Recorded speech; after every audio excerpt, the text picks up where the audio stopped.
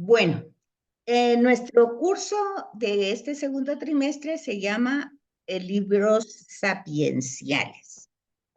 Aquí vamos a poner en práctica lo que aprendimos en Introducción a Sagrada Escritura. Aquí estos libros, y ustedes tuvieron también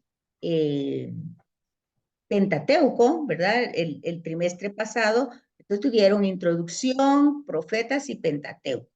Ahora van a tener Profetas con Daniel, van a tener Sapienciales conmigo y no sé cuál es la otra, no me recuerdo ahorita, la del Padre Porfirio, no sé cuál es, pero siempre temas bíblicos. Pero todo lo que ustedes vieron en introducción, eso empieza a tomar sentido y forma dentro de la escritura. Aunque ustedes, si hicieron trabajo, si no hicieron trabajo, si tienen ahí los videos, si no los han visto, todo lo que ustedes quieran, pero todo eso entra a práctica. Eso es como cuando ustedes van a manejar carro, que les dan un manual y qué tienen que hacer y su examen teórico, todo eso. Pero a la hora de la hora lo que cuenta es cómo usted maneja, ¿verdad? Porque eso lo va a lograr solo con la práctica. Y entonces lo mismo pasa con Sagrada Escritura. Sagrada Escritura es un mundo y se dieron los lineamientos, ¿verdad? Que era revelación, que era inspiración, que era un canon, todo eso muy teórico. Pero dentro de toda esa teoría, también ustedes se dieron cuenta de que se hablaron de contextos, se hablaron de géneros literarios, pues todo eso, los contextos geográficos, históricos, culturales, sociales, religiosos, eh, todo eso está en cada capítulo. Está en el tema de los profetas, está el tema del Pentateuco, todo eso, nada está desvinculado. Todo hace un solo mosaico que nosotros vimos en uno de los temas, que ese mosaico, si le tenemos que poner un título, se llama Historia de la Salvación. Vimos dónde empieza, vimos cómo se va desarrollando, pero al final de cuentas, ¿qué es lo que estamos viendo? Estamos viendo la interacción, estamos viendo cómo Dios actúa, cómo actúa con el ser humano. Vamos descubriendo cuáles son esas características de Dios para actuar, cómo lo hace, cómo se acerca, cómo busca, cuándo lo hace. Vamos viendo eso, pero también vamos viendo cómo es el ser humano y cómo en algún momento logra entrar en esa relación, no porque tenga méritos, no porque sea en alguna cosa mejor que otros, pero hay como cierta disponibilidad que le permite conectar. Es como el Wi-Fi, ¿verdad? O sea, ustedes pueden tener Wi-Fi, pero a veces la señal, dicen, no tengo señal, y a veces la gente va con su teléfono así para arriba, como que buscando señal. Aquí no hay tanta señal, aquí sí hay señal. Pues una cosa así pasa con el ser humano. Hay momentos en donde simple y sencillamente no percibe esa realidad.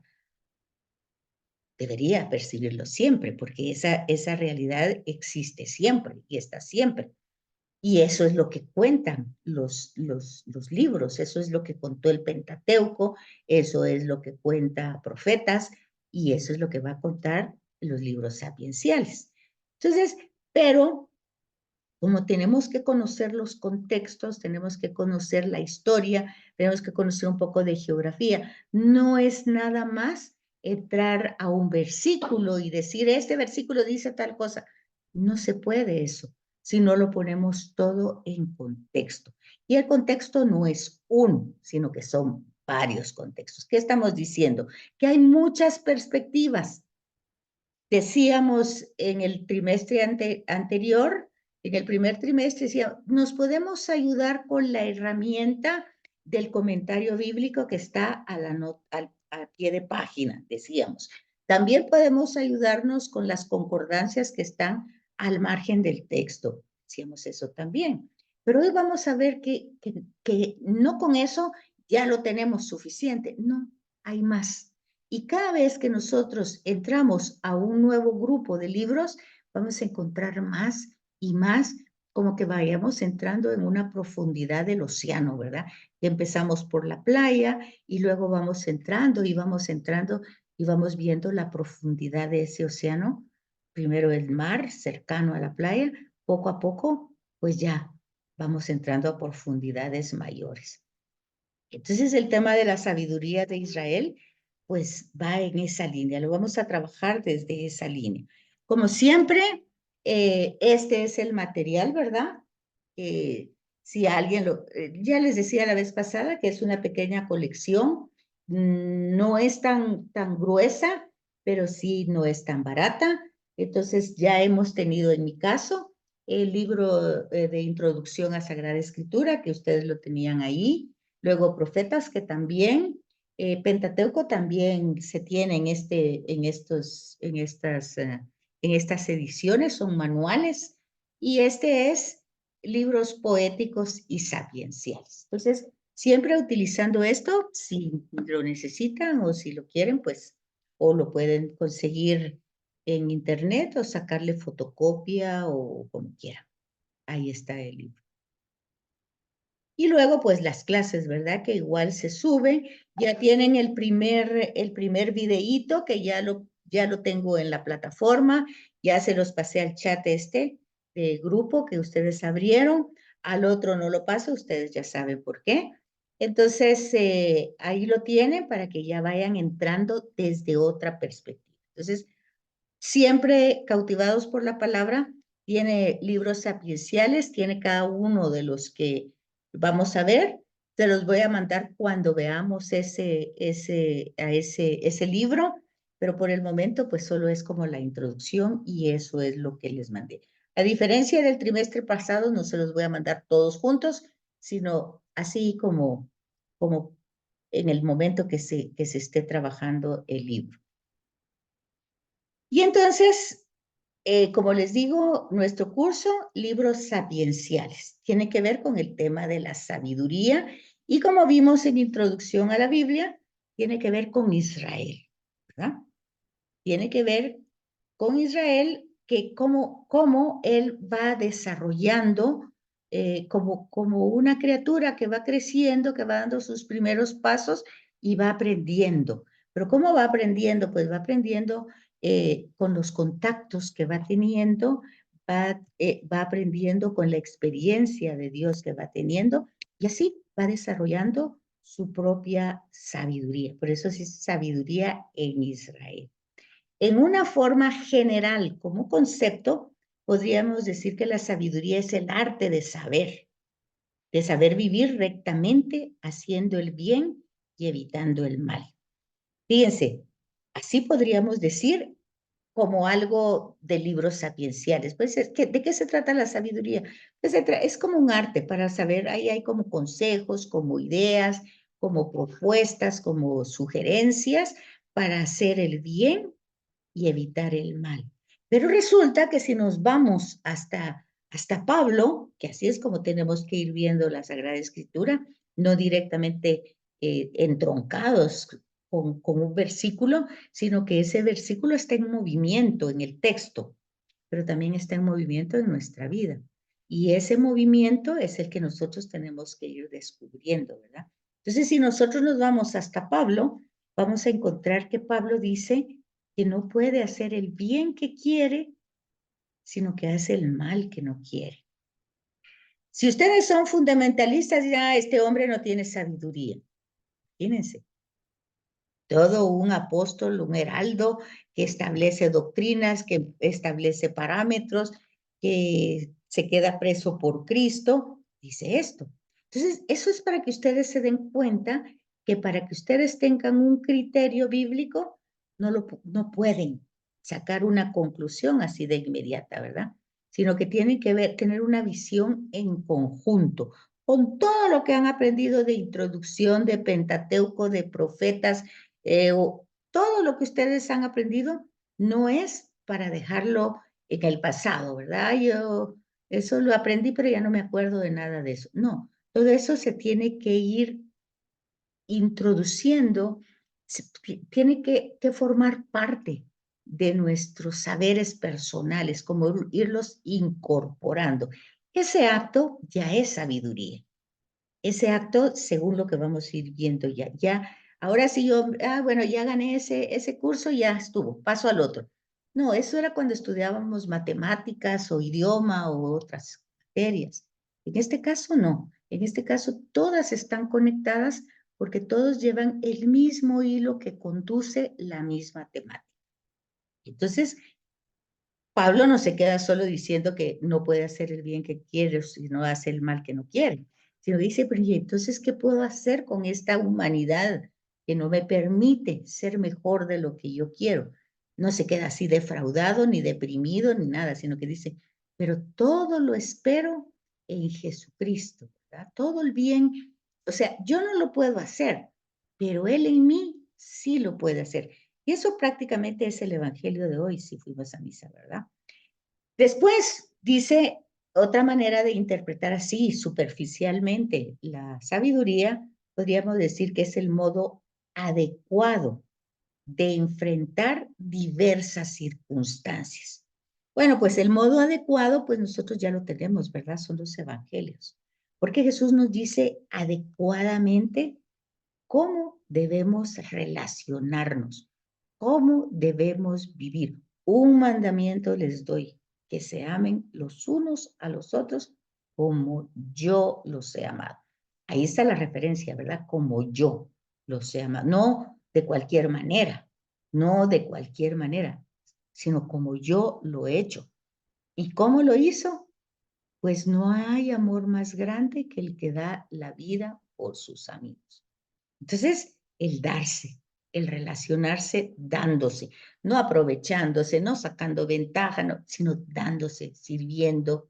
De ahí que el distintivo del cristiano es el servicio, ¿verdad? Entonces, el modo adecuado de enfrentar las diversas circunstancias. Jesús nunca juzgó. Ustedes van a decir, bueno, pues estamos viendo sabiduría, ¿por qué estamos yendo hasta el Nuevo Testamento? Pues porque justamente la sabiduría de Dios, más adelante, es Jesús, ¿verdad? Jesús, la sabiduría del Padre. Eso lo va a decir Pablo también. Entonces, nosotros así es como tenemos que ir viendo los textos, como que vamos nadando y vamos entrando en distintas profundidades de agua. Entonces luego dice que la sabiduría en Israel no es un conocimiento teórico, lo que estamos hablando, ¿verdad? No es la teoría, no es abstracto, no son ideas, será, no será, existe, no existe, será que existe la vida eterna, será que no es nada abstracto, sino es un modo de vida, una manera de conducir Te oigo. de ¿Va a conducir, bajar ella o qué? la manera de conducir la propia vida. Entonces, ahí tenemos ya algunas claves como concepto.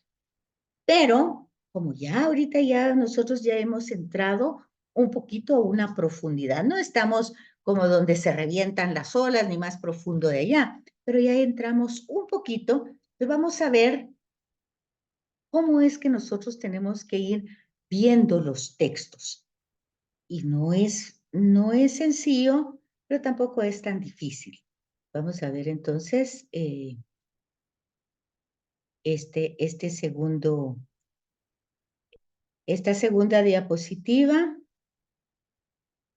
Espérenme un momentito, vamos a ver.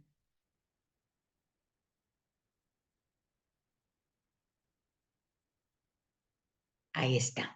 Entonces, esto está sacado de este libro y ahí ya está, va a estar en el portal porque la clase está grabada, ¿verdad? Pero entonces está un poquito más diluida, no está copiado exactamente, sino que un poquito más a que llegue a la comprensión de lo que estamos trabajando.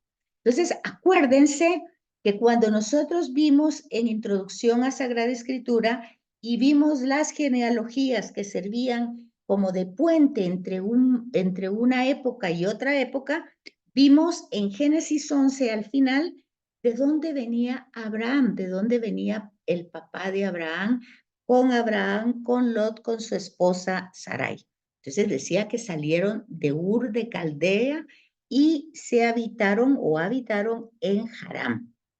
Pero que luego murió el padre de Abraham y él se quedó en total desconcierto, ¿verdad? Y en ese momento, pues tiene un encuentro. Dijimos en aquel momento que mérito alguno en Abraham no había, pero que su circunstancia no solo era dolorosa, confusa, pues desorientada, porque estaba en un lugar que no conocía, no tenía hijos, bueno, estaba en situaciones de mucha vulnerabilidad. Y en ese momento tiene el encuentro y la invitación de la mejor de las amistades y Abraham pues le cree a ese ser. Decíamos que Abraham, pagano de Caldea. Entonces, fíjense cómo empieza la historia de la salvación. Ya existía el imperio Caldea, ya existía la Mesopotamia. Ya existían todos esos lugares, Babilonia, todos esos lugares ya existían. Y más adelante, cuando termina Génesis, ya Egipto era un imperio. Oigan, tienen que entrar en su mente, tienen que poco abrir la mente y darse cuenta de la geografía. Ya esos lugares ya existían. Y entonces, ¿de qué estamos hablando? Estamos hablando de Israel. El que empieza a existir y no directamente como pueblo es Israel. Y en ese caminar, en ese desarrollo, en todos esos procesos, van a ir entrando, ¿qué? Las tradiciones orales, ¿se acuerdan? Esas experiencias que tienen con ese ser, cada persona, estamos hablando de Abraham, de Isaac, de Jacob, de Moisés, personal, cada persona va a transmitir esa experiencia. Por eso se va a decir que la fe de Israel no es una fe especulativa. ¿Qué quiere decir? Que no es que esté pensando entre tantos dioses cuál será el mejor, cuál será, no, no es especulativa.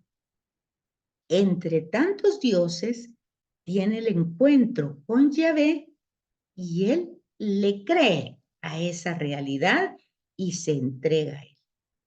Depende de las circunstancias. Eso no significa que de aquí en adelante todo le va a ir de maravillas, porque nos vamos a dar cuenta en las narraciones que no es así.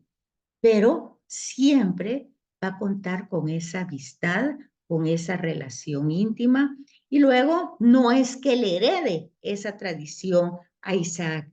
Isaac tiene que hacer el mismo proceso y lo mismo tendrá que hacer Jacob. Y cada uno tiene que hacer el mismo proceso dentro de su historia, dentro de sus circunstancias, dentro de su época. Entonces, lo que